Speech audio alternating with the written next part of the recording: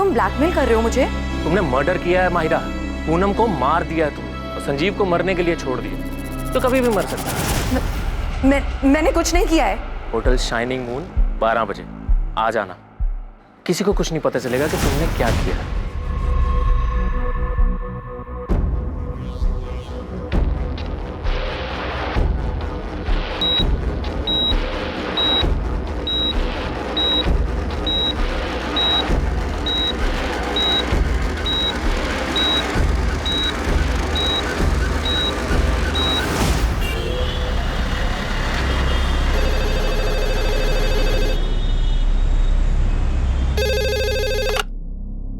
Hello, मैंने कुछ नहीं किया है, मुझे फंसाया जा रहा है। कौन? मनीष कालरा? हाँ सर। अगर तूने कुछ नहीं किया है तो सामने आ। ये क्रिमिनल्स की तरह चुप चुप कर भाग क्यों रहा है? सर आप लोग सारा इल्जाम मुझ पे डाल दोगे, जबकि सच तो यह है कि पूनम मुझे ब्लैकमेल कर रही थी। तेरे लिए अच्छा यही होगा कि तू सरेंडर कर दे। लेकिन सर मैंने कुछ किया ही नहीं है। अगर तूने सरेंडर नहीं किया ना तो हम तेरा जीना दुश्वार कर देंगे और तेरे वो दोनों साथी कमलेश रंजन और पंकज दास को भी हम ढूंढ निकालेंगे। आरा कौन? गन सेलर उस्मान शेख की खबर हाथ लगी है। मेरी टीम वहां पहुंच रही है, मैं भी निकल रहा हूं। तुम्हें यहाँ से कोई मदद चाहिए? नहीं, फिलहाल तो कोई हेल्प नहीं चाहिए। हम उस्मान को तो पकड़ ही लेंगे, उसे तोड़कर बल्लू का पता तो मिल ही जाएगा। सर, संजीव के फादर धनीराम को बल्लू का जो धमकी वाला कॉल आया, बस इतना समझ लो कि बहुत साजें खींच ली हैं संजीव ने। अब और जीना है उसको तो मुझे पैसे दे दो। ट्रेस नहीं हो पाया? सब फेक है सर। आईडी एड्रेस सब फर्जी यूज हुआ है। संजीव की कंडीशन में कोई इंप्रूवमेंट हुई? पेशेंट ट्रीटमेंट पर रिस्पॉन्ड कर। डॉक्टर, संजीव बात करने की कंडीशन में कब तक आ सकता है? ये बता पाना मुश्किल, लेकिन इतना कंफर्म है कि पेशेंट सर्वाइव कर जाए। यमुना जी, यहाँ हॉस्पिटल में कोई माहिरा तलवार नाम की लड़की आई थी संजीव से मिलने? नहीं, पर ये माहिरा तलवार कौन है?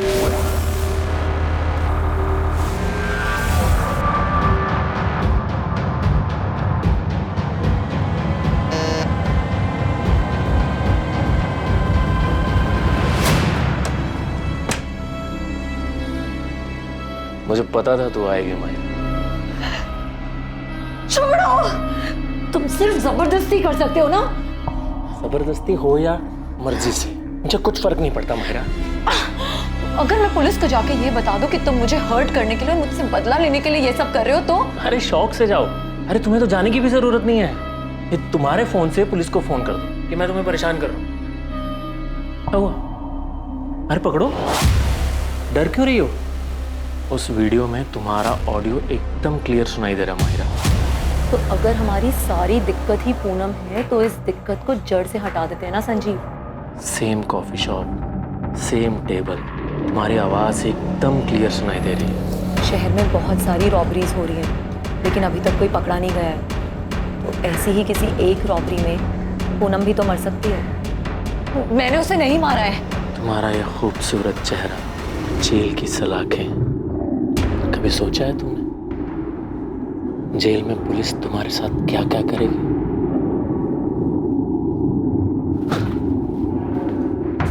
खड़ी क्या हो? चल कपड़े उतारो।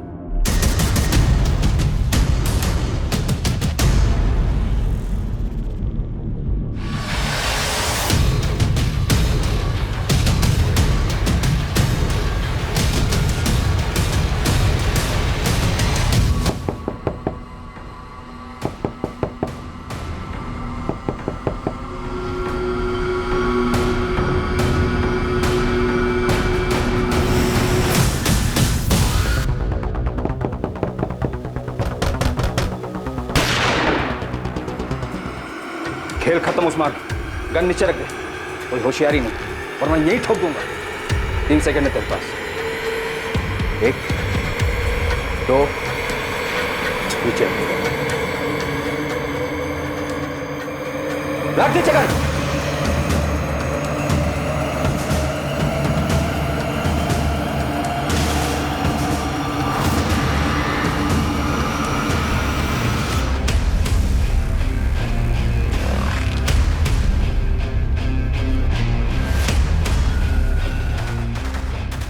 मेरे पीछे टाइम और एनर्जी दोनों वेस्ट कर रहे हैं आप लोग। उस मनोज खोसला को उठाना चाहिए था आपको। पूनम के कहने पर तुमने किसे हायर किया था? इस सवाल का जवाब ये है कि ना तो मैंने किसी को हायर किया, ना ही पूनम के वाहियात ख्याल को पूरा करने में उसकी कोई हेल्प की। मैं सब कुछ बताऊंगा आपको, लेकिन आप मेरी बात पे यकीन नहीं करेंगे। आप रिसोर्सेज वेस्ट करेंगे, मेरे पीछे खबरी लगाएंगे, कॉल डिटेल्स निकलवाएंगे, लेकिन आपको मिलेगा कुछ नहीं, क्योंकि मैंने जो कुछ किया है बड़ी सफाई के साथ किया है। सर मैंने कुछ किया ही नहीं है। आप मनोज खोसला को उठाइए। ऐसा क्या जानते हो तुम मनोज खोसला के बारे में? शोर की गाड़ी में तिनका, नर्वस है वो, उठाइए उसको। अच्छा, पूनम के बारे में एक बात और बताता हूं आपको मैं। पूनम गर्दन तक धसी हुई थी कर्जे में, 1 करोड़ से ज्यादा। वो सारा पैसा मनीष कार्ला नाम के बंदे से लेती थी। पूनम की गर्दन थी उसके हाथ में, तो पूनम के पास मनोज की गर्दन दबा के पैसे निकलवाने के अलावा कोई और रास्ता नहीं था। वो मनोज खोसला पे जोर दे रही थी कि वो फ्लैट बेचकर हिस्सा दे दे। फ्लैट की कीमत थी 1 करोड़ 25 लाख। मनोज, मुझे सिर्फ पैसे चाहिए, एनी हाउ, जरूरत है मुझे। अब चाहे तुम मार्केट रेट पे 50% कैश दो या फिर फ्लैट बेचकर मुझे पैसे दो। इतना सब कुछ जानते हो तो ये बात पहले क्यों नहीं बताई गिरीश?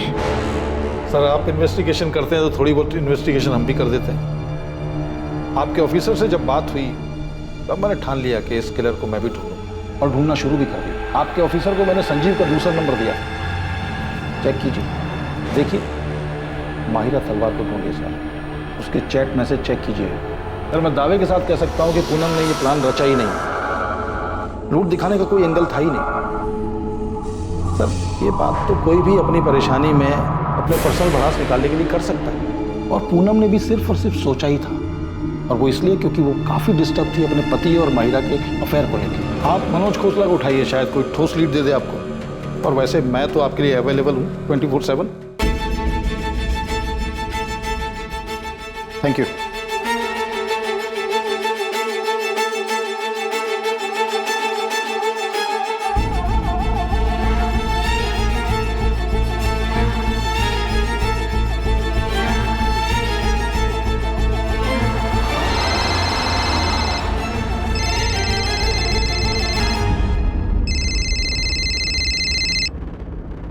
हेलो, माहिरा तलवार? जी मैं असिस्टेंट सब इंस्पेक्टर आरती त्रिवेदी बोल रही हूँ। जी बताइए। बात करनी है, कब आ सकते हो रसिक विहार पुलिस स्टेशन? मैम कल मेरा वीकली ऑफ है तो मैं कल आ सकती हूँ। ठीक है, सुबह 10:30 बजे रसिक विहार पुलिस स्टेशन।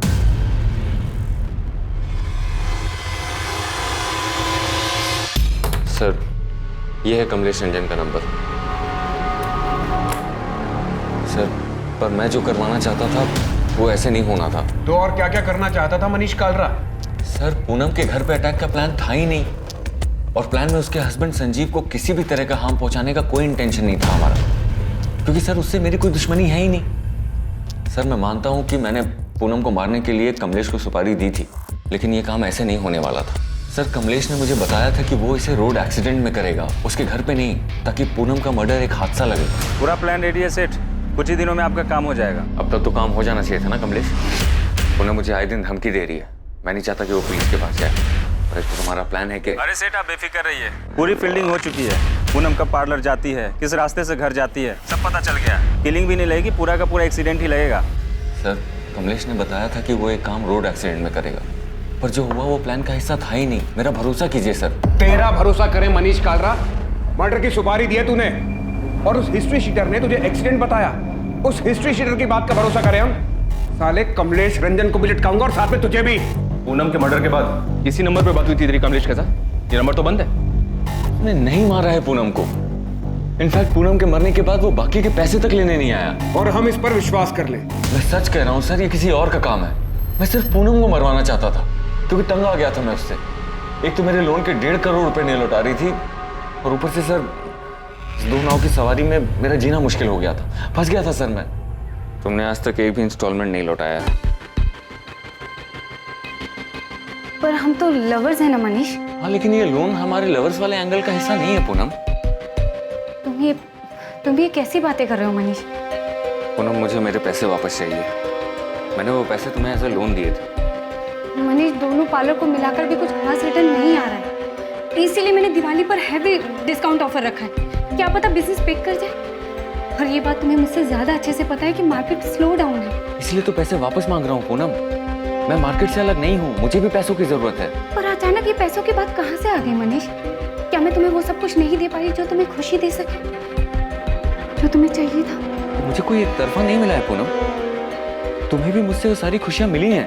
तुम्हें हो क्या गया है मनीष? पूनम, आज के बाद हम ऐसे नहीं मिलेंगे। आज ही आखिरी था, आज के बाद it's strictly business.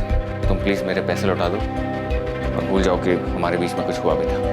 Avantika, am I right? उसी की वजह से तुम मेरे साथ ये कर रहे हो ना?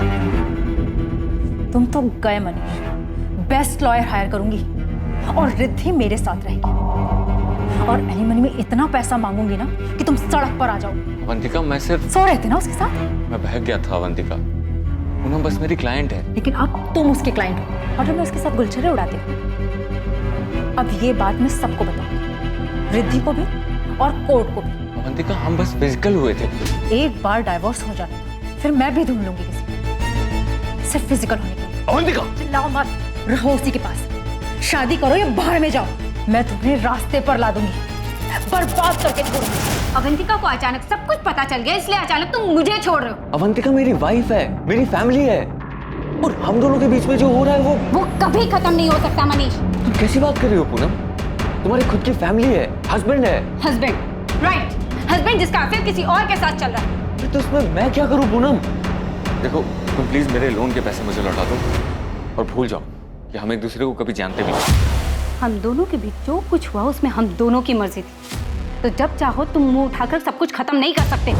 सर, घर पे अवंतिका मुझे धमका रही थी और बाहर पूनम।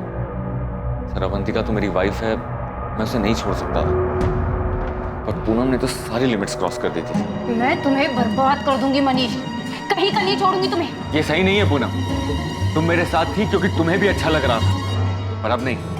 मुझसे भागना इतना भी आसान नहीं है मनीष। मैं तुमसे भाग नहीं रहा हूँ। मैं भागने भी नहीं दूंगी मनीष।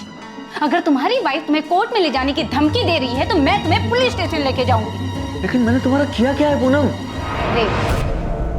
रेप किया है तुमने मेरा मनीष। नहीं, इनोसेंट मत बनो।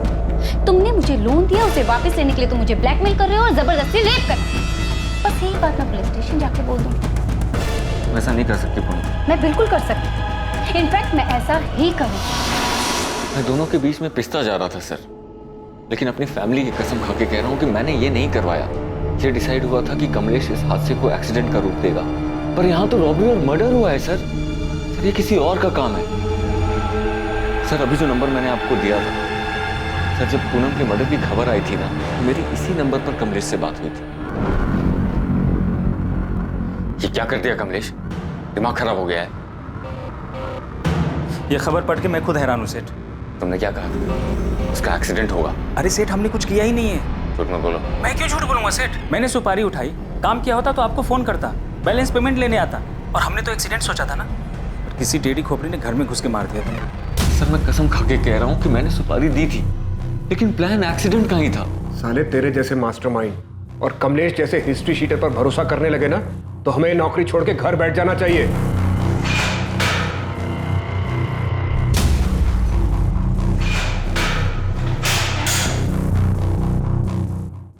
मैं गाजियाबाद निकल रहा हूँ। गन सेलर उस्मान शेख पकड़ा गया है। कमलेश रंजन पंकज दास के फोटो मिल गए सर, जल्दी पकड़े जाएंगे।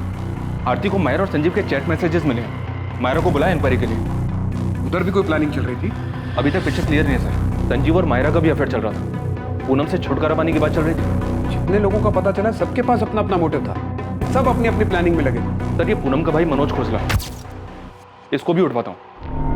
मैंने बल्लू को .25 कोलेट गन बेची थी, ये मैं यादव साहब को पहले ही बता चुका हूँ। लेकिन ये वाला कांड किसने किया ये मैं नहीं जानता। मैं बस गन बेचता हूँ साहब, उसे चलाने का काम नहीं करता।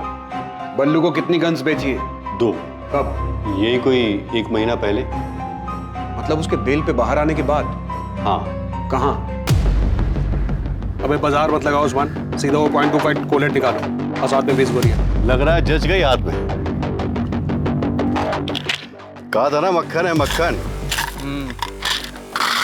मक्खन तो है, सुनो साथ में से वो साइलेंसर भी देंगे। एक या दोनों के लिए? दोनों के लिए। 2 साइलेंसर्स खरीदे थे उसने? जी, 2 .25 कोलेट गन, 20 गोलियां और 2 साइलेंसर्स। ये सारा सामान बल्लू ने करीब 1 महीना पहले खरीदा है।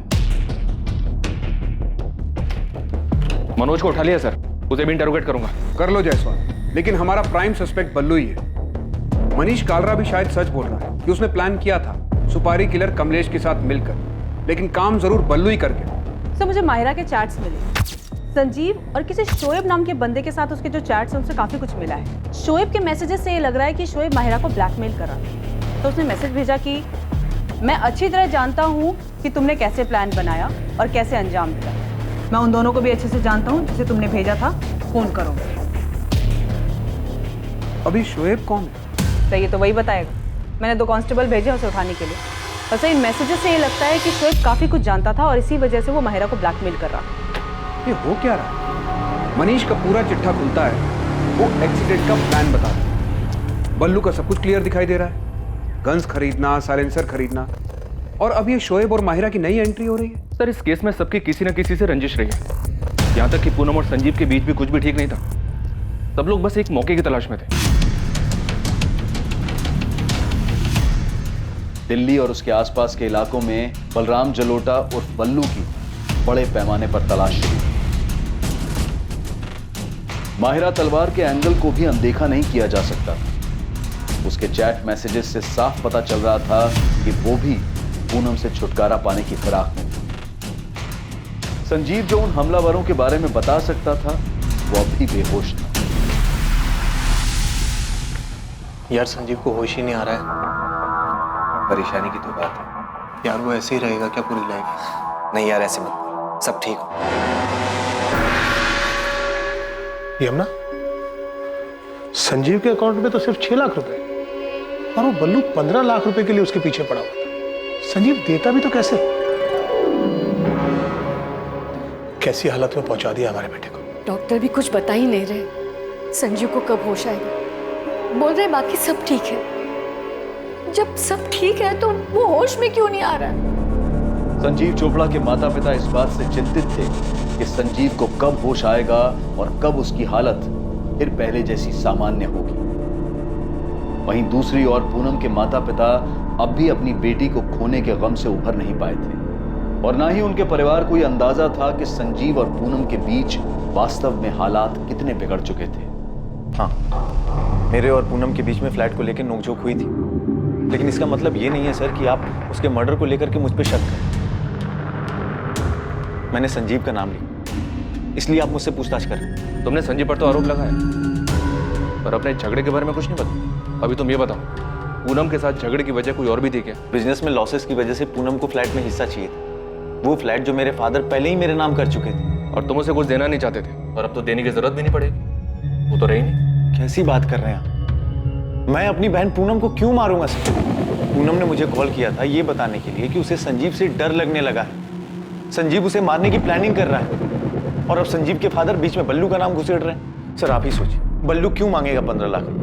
एक शोषण मांगने वाले को ये पता होता है कि सामने वाला पैसे दे पाएगा या नहीं दे पाएगा। संजीव का रियल एस्टेट का बिजनेस बिल्कुल ठंडा चल रहा था और उधर पूनम, सर पूनम ने भी जो 3rd ब्रांच खोली थी अपने पार्लर की, उससे भी कोई खास रिटर्न नहीं आ रहा था। सर पूनम ने बहुत पैसे लोन पे लिए हुए थे और लाखों रुपए तो उसने संजीव को दिया था। उसके पैसे भी रख लिए और उसका मर्डर भी कर दिया संजीव ने। मर्डर करने का प्लान हमें तुम्हारी बहन की तरफ से भी मिला है। मिला होगा सर, और भी बहुत कुछ मिला होगा। संजीव और पूनम के अफेयर्स भी मिले होंगे, लेकिन सच सामने है सर। आज संजीव जिंदा है और मेरी बहन मर गई। अगर मेरी बहन ने ये प्लान किया होता तो आज वो जिंदा हो। सर आपको मेरे बारे में जो पता करना है, जिससे पूछताछ करनी है कर लीजिए, लेकिन सच यही है जो मैं कह रहा हूं। इन सब के पीछे संजीव है सर। गोली गलती से संजीव पे चल गई होगी और वो विक्टिम बन गया। कहो तो तुम्हारे और संजीव के सारे मैसेजेस दिखाऊं? काफी परेशान थे तुम दोनों। पूनम संजीव को नहीं छोड़ रही थी। तुम्हें लगा हॉस्पिटल नहीं जाओगी तो पुलिस के रडार से बच जाओ। मैम हॉस्पिटल जाती भी तो क्या करती? संजीव से मिलने से पहले मुझे 1000 सवाल के जवाब देने पड़ते। संजीव और मैंने कई बार डिस्कस किया कि हम आगे क्या करेंगे, लेकिन संजीव में कभी हिम्मत ही नहीं थी कि वो सीधा सीधा जाके पूनम से बात कर सके। तुम उसे बता क्यों नहीं देते कि तुम किसी और के साथ रहना चाहते हो? पूनम ना बहुत पजेसिव। तो क्या मैं ये समझूं कि तुम मेरे साथ सिर्फ एंजॉयमेंट के लिए हो? ऐसा नहीं है मायरा, तुम बात समझने की कोशिश करो। पिछले 1-1.5 साल से मेरा बिजनेस बहुत डाउन चल रहा है और मैंने पूनम से बहुत सारे पैसे लिए और पूनम ने भी वो पैसे सामने से लोन पर उठाए। मतलब तुम उसे इसीलिए नहीं छोड़ सकते क्योंकि तुमने उससे पैसे लिए? वो मुझे नहीं छोड़ेगी, बहुत खतरनाक औरत है। क्या कहा तुमने संजीव? क्या कहा? तुम्हें अलग होना? तुम्हें ये अचानक हो क्या गया है? जब से हम मिले तब से अब तक हम दोनों के बीच काफी कुछ बदल चुका है। साफ साफ बोलो, क्या कहना है?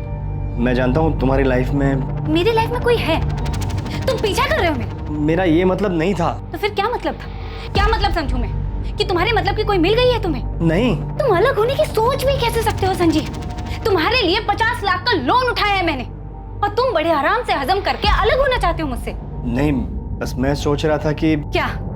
वैसे भी हम दोनों एक दूसरे से खुश हैं। सब समझ में आ रहा है मुझे, समझ भी आ रहा है और दिख भी रहा है। तुम्हें कोई खुश करने वाली मिल गई और तुमने एक बढ़िया सी खिचड़ी बनाई और मुझे सर्व कर। ऐसा कुछ नहीं है। और ऐसा होना भी नहीं चाहिए संजीव। अगर ऐसा हुआ तो तुम्हारा क्या हाल होगा तुम सोच भी नहीं सकते। इनडायरेक्टली मैंने उससे डिवोर्स की बात की तो उसके अंदर का भूत बाहर आ गया। अगर पूनम ही हमारी सारी दिक्कत है तो इस दिक्कत को जड़ से खत्म कर देते हैं। देखो, शहर में बहुत सारी रॉबरीज हो रही हैं और अभी तक कोई पकड़ा नहीं गया है, तो किसी एक रॉबरी में पूनम मर भी तो सकती है। नहीं मायरा, ये सॉल्यूशन नहीं है, इससे तो सब बर्बाद हो जाएगा। तो फिर हमें आबाद करने का कोई और प्लान है क्या तुम्हारे पास? मैं अपनी बात आगे बोल भी नहीं पाई थी कि संजीव ने सुनने से भी इनकार कर दिया। पर तुमने ये सोचा कि ये रॉबरी वाला प्लान काम कर जाए। हाँ, और उसका नतीजा मैं आज तक भुगत रही हूँ। जिसके मैसेजेस ट्रेस करके आप मुझ तक पहुंची हैं, शोएब, उसने उस दिन मेरी सारी बातें रिकॉर्ड कर ली थी और उसके बाद उसने मुझसे ज़बरदस्ती बहुत कुछ लिया है। मेरी इज्जत। शोएब कॉलेज में मेरा बॉयफ्रेंड था लेकिन अब नहीं है और ये बात उससे बर्दाश्त ही नहीं हो रही। वो मेरा पीछा करता है, उस रिकॉर्डिंग से मुझे ब्लैकमेल करता है। मेरी कुछ लाइफ ही नहीं बची है। सब जानता है ना तू? बोल संजीव चौपाई घर में डाका किसने डाला? किसने डाका डाला? मैडम मुझे कुछ नहीं पता, मुझे सच में कुछ। तूने माहिरा को ब्लैकमेल किया, उसे होटल में बुलाया, ब्लैकमेल करके उसे यूज किया। मैडम मैं तो उससे प्यार करता हूँ मैडम। भले इसको प्यार कहते हैं?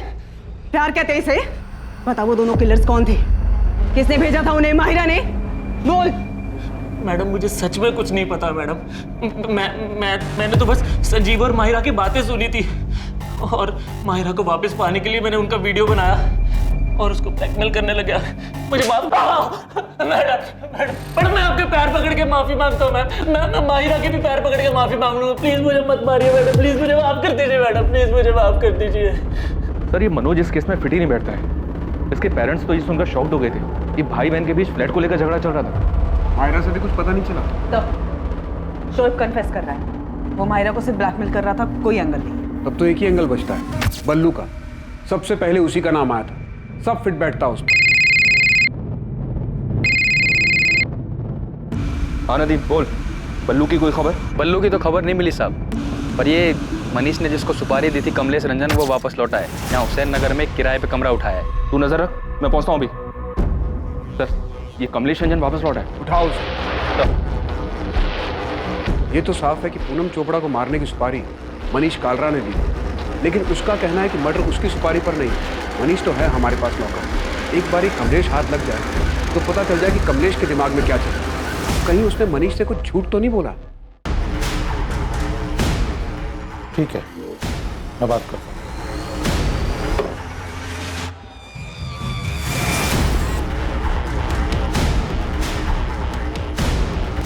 वो वाला कमरा है साहब।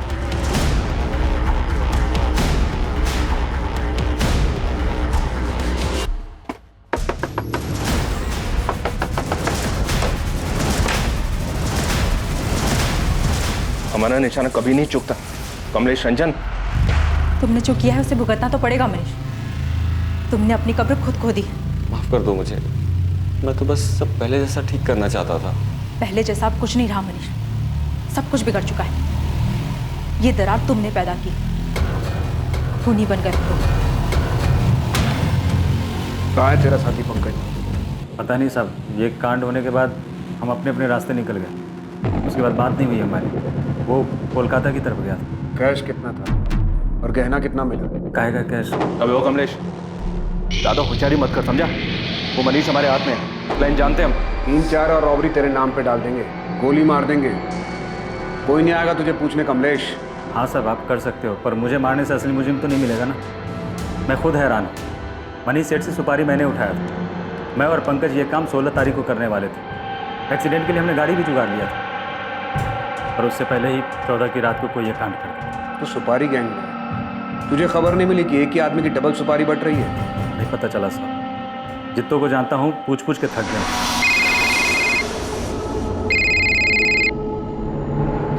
हेलो, नमस्कार, मैं गिरीश रावत, प्राइवेट डिटेक्टिव। पहचाना? हाँ हाँ पहचाना, बोलो। मैंने आपसे कहा था कि मैं 24/7 आपके लिए अवेलेबल रहूँगा। खबर क्या है तुम्हारे पास? तगड़ी खबर। आप चंडीगढ़ फॉरेंसिक डिपार्टमेंट में बात करें। उनके पास एक बॉडी है और उसकी खोपड़ी से बुलेट और उसके बगल से शेल बरामद है। आप फॉरेंसिक रिपोर्ट मंगाइए, उसे देखिए। लाश को पूरी तरह से जला दिया गया। वहाँ के फॉरेस्ट एरिया में 1 महीने पहले चंडीगढ़ पुलिस को डेड बॉडी मिली। ये चंडीगढ़ वाले मर्डर केस में बुलेट .25 कॉलेट गन से चलाई गई। तुम्हें कैसे मालूम कि .25 कॉलेट गन हमारे केस में भी शामिल है? थैंक यू इंस्पेक्टर, आप तो तारीफ करेंगे नहीं तो सोचा मैं ही थैंक यू बोल देता हूँ। वैसे ये इन्फॉर्मेशन मुझे अपने चंडीगढ़ नेटवर्क से मिली थी, और आज तक चंडीगढ़ पुलिस को ये नहीं मालूम कि डेड बॉडी किसकी है। शायद ये इन्फॉर्मेशन आपके कुछ काम आ जाए। 2 .25 कोलेट गन, 20 गोलियां और 2 साइलेंसर्स। ये सारा सामान बल्लू ने करीब 1 महीना पहले खरीदा है। जी सर, जंगल में मिली थी बॉडी 17 सितंबर की बात, एकदम जली हुई कंडीशन में। आज तक पहचान नहीं हो पाई विक्टिम की, वैसे पहचानना मुश्किल है। ये मर्डर बलराम जलोटा उर्फ बल्लू का ही काम होगा। हाँ, दिल्ली पुलिस हेडक्वार्टर से वांटेड लिस्ट आई, उसमें फोटो मिला है उसका। बल्लू हमारे यहाँ से wanted, murder cum robbery case. Murder में यहाँ जो गन यूज हुई है वो .25 कॉलेट गन, शायद तुम्हें भी यही मिला। हाँ यही है, बुलेट विक्टिम के स्कल से रिकवर हुआ था और सेल भी वहीं पास में पड़ा था। FSL के पास ही है वो, और रिपोर्ट दी है उन्होंने कि गोली .25 कॉलेट गन से ही चली थी। मुझे FSL से वो बुलेट चाहिए। मेरा ऑफिसर अंकुर सिन्हा ये कोऑर्डिनेट करेगा। बुलेट आपको मिल जाएगी सर। क्राइम सीन और बर्न बॉडी के फोटो भी हैं हमारे पास, पर बॉडी हमने क्रिमिनेट कर दी, पर विक्टिम का DNA प्रिजर्व्ड है। आइडेंटिटी ट्रेस करने में दिक्कत इसलिए आ रही है क्योंकि कोई मिसिंग रिपोर्ट ही मैच नहीं हो पा रही। सर एक गुड न्यूज़ है, ये खबर मैंने आपको पहले इसलिए नहीं दी बिकॉज मैं आपको डिसअपॉइंट नहीं करना चाहता था। संजीव चोपड़ा को होश आ गया डॉक्टर? जी हाँ, 3 दिन पहले। अब संजीव बात करने की कंडीशन में है, लेकिन मैं आपको 5 मिनट से ज्यादा अलाउ नहीं कर सकता। इन्वेस्टिगेटिंग टीम को उम्मीद थी कि संजीव चोपड़ा होश में आकर उन्हें हमलावरों के बारे में बताएगा, कोई जानकारी या सुराग देगा। लेकिन क्या वाकई ये जानकारी कुछ अलग साबित होने वाली है, जो कि इन्वेस्टिगेटिंग टीम को पहले से नहीं पता था? संजीव,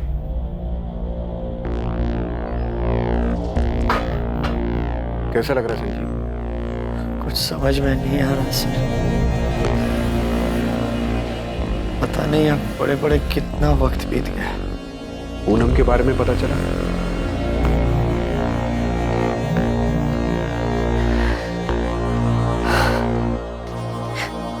मुझे यकीन नहीं हो रहा मैं कैसे बच गया। तुम्हारे फादर ने तुम्हारे कजिन बल्लू का नाम लिया, वो धमका रहा था तुम्हें? हाँ सर, बल्लू ने ही धमकी दी थी। मुझे क्या पता था वो सच में ऐसा कुछ करेगा। पक्का वो बल्लू ही था? हाँ सर, वो बल्लू ही था। अरे कौन है भाई?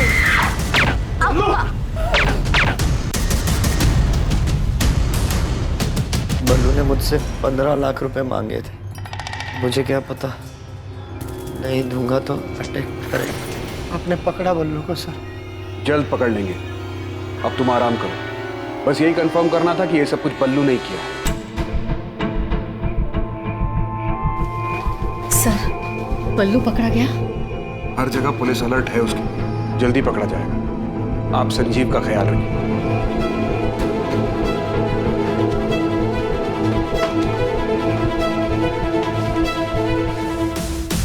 दोनों भाई हैं, जसवंत गिल बड़ा और मनप्रीत गिल छोटा है। ऑलमोस्ट हर दिन दिखते हैं हॉस्पिटल में दोनों। संजीव और ये दोनों भाई ग्वालियर में एक साथ ही बड़े हुए हैं। ग्वालियर में संजीव के ग्रैंडफादर थे।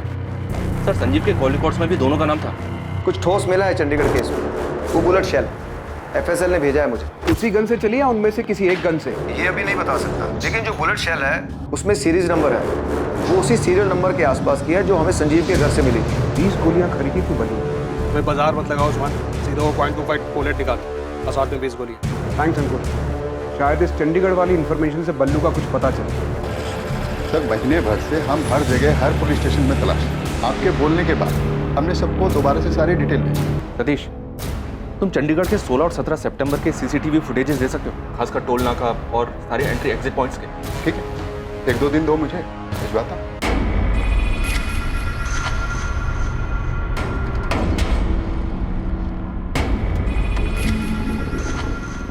जसवंत, वो बंदा दिखाई दे रहा है तुझे? कौन? वही जो बाइक के पास खड़ा लाइनिंग टी-शर्ट वाला, वो 2 दिन से यहीं दिखाई दे रहा है। हाँ यार, इसको तो हॉस्पिटल के अभी हम लोग रेडार।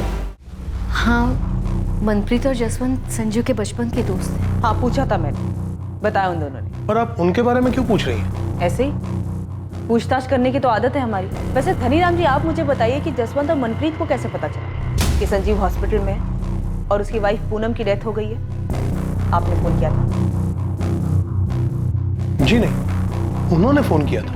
सर, चंडीगढ़ के CCTV फुटेजेस के तकरीबन 60% फुटेजेस स्कैन कर रही हैं, पर बल्लू कहीं भी नहीं दिख रहा है। डबल मर्डर केस में बल्लू पकड़ा गया, अंडर ट्रायल था। 2 महीने पहले वो बेल पर बाहर आया था।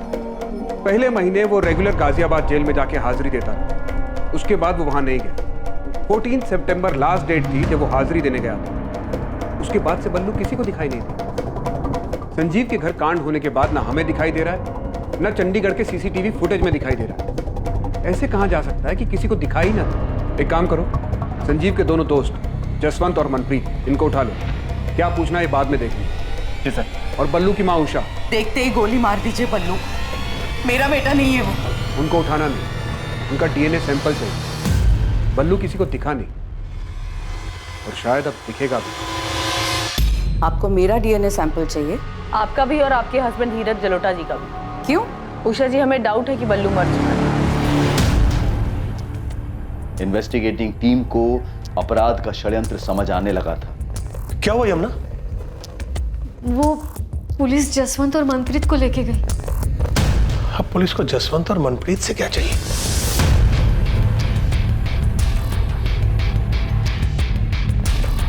चंडीगढ़ से मिली अनजान लाश के प्रिजर्व किए गए DNA सैंपल्स बलराम जलोटा और बल्लू के माता पिता उषा और धीरज जलोटा के DNA सैंपल्स के साथ मैचिंग के लिए भेजे गए।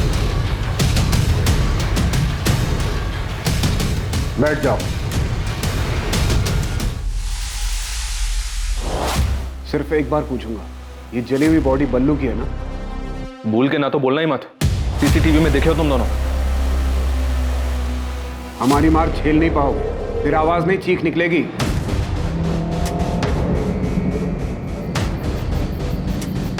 लो, बन गई बोतल। इतने दिन से प्रैक्टिस कर रहे हो ना? चलो अब लगाओ निशाना, बाएं आंख बंद करो, 1 2 3 में बोतल धड़ाम। और इतनी पास में बोतल बांधा है कि आसानी से बोतल फूटनी चाहिए, ठीक है? और टेंशन मत लो, इसमें ये साइलेंसर लगा है, किसी को सुनाई नहीं देगा, किसी को कुछ पता नहीं चलेगा। 3 तक गिनती में बोतल धड़ाम।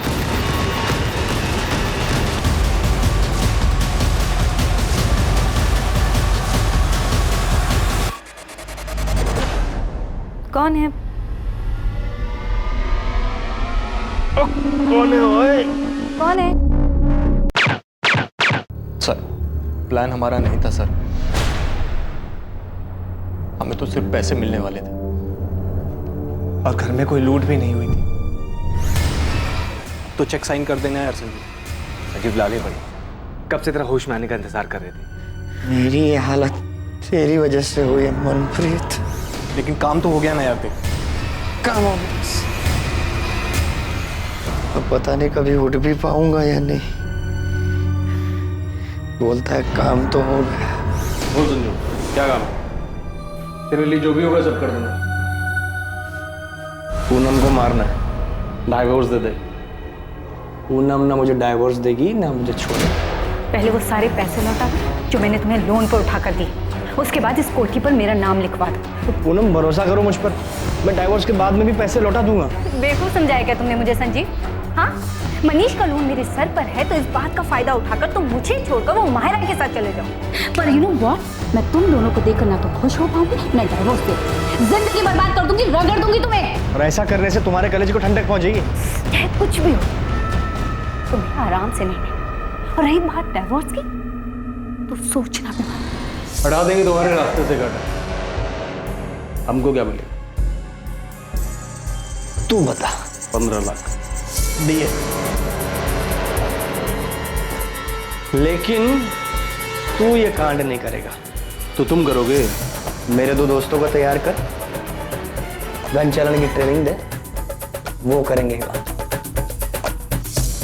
ऐसा तभी तो पुलिस को लूट और रॉबरी का केस लगेगा, और मैं बोलूंगा कि तू एक्सटॉर्शन के पैसे के लिए मेरे पीछे पड़ गया, तो पुलिस के रडार में आएगा ही नहीं और पुलिस तुझ तक पहुंच नहीं पाएगी। देखो, शहर में बहुत सारी रॉबरीज हो रही है और अभी तक कोई पकड़ा नहीं गया है, तो किसी एक रॉबरी में पूनम मर भी तो सकती है।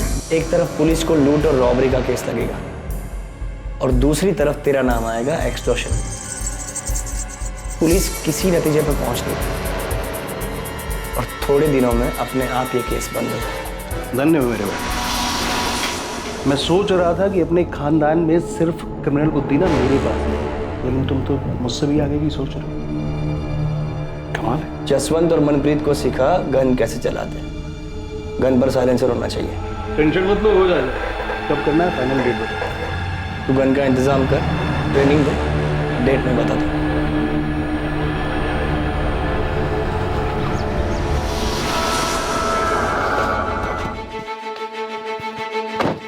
सुनो, तुम दोनों को बल्लू के साथ चंडीगढ़ जाना होगा। तुम्हारी ट्रेनिंग वहां पर होगी, ठीक? और मनप्रीत, तुम्हें मुझ पर गोली चलानी। बल्लू तुम्हें बताएगा कि मुझे गोली कहाँ लगनी चाहिए, जहाँ लगने से मैं सेफ रहूंगा। और ध्यान से, कोई रिस्क नहीं चाहिए। और जसवंत, बल्लू तुम्हें बताएगा कि पूनम को गोली कहाँ लगनी चाहिए, जहाँ लगने से वो बचनी नहीं चाहिए। जिस दिन ट्रेनिंग खत्म होगी उस दिन बल्लू को गुरु दक्षिणा देना भूलना। गोली सीधे सर में लगनी चाहिए। बल्लू को मारना है, बचना नहीं चाहिए। लेकिन क्यों संजीव? क्योंकि बल्लू मेन सस्पेक्ट होगा और पुलिस उसे ढूंढने के लिए जमीन आसमान एक कर देगी। उसे मारने के बाद इतनी अच्छी तरह से जलाना ताकि कोई पहचान ना सके, और पुलिस के हाथों सस्पेक्ट लगेगा ही नहीं, केस अपने आप बंद हो जाएगा। कितने पैसे देने वाला था संजीव? सर 5 लाख। पर गलती हो गई मेरे हाथ से। 2 ही गोली चलानी थी, लेकिन गलती से 3 गोली चल गई संजीव पर, और वो भी गलत जगह। कौन है?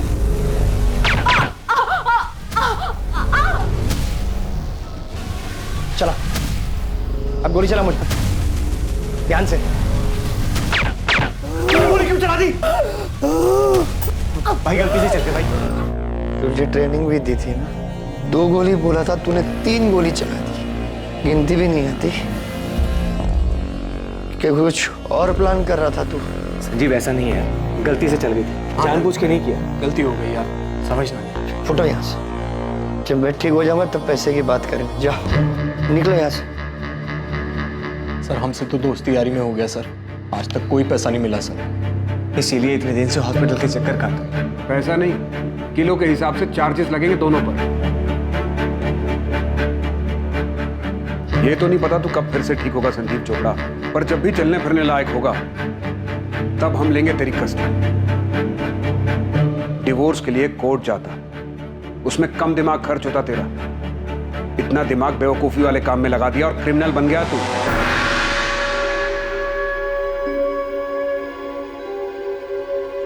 संजीव के माता पिता इस खुलासे से हैरान थे कि अपनी पत्नी से छुटकारा पाने के लिए उनके बेटे संजीव ने ऐसा क्रूर षड्यंत्र रचा। मैं शुरू से ही कह रहा था आप लोग कि ये सब संजीव का किया हुआ। माहिरा ने पूनम से छुटकारा पाने के लिए दिल्ली में हो रही रॉबरीज की आड़ में इस तरह से रॉबरी और मर्डर के बारे में सोचा था, लेकिन इन्वेस्टिगेशन में सामने आया कि असल में हुए अपराध में माहिरा की कोई भूमिका नहीं थी।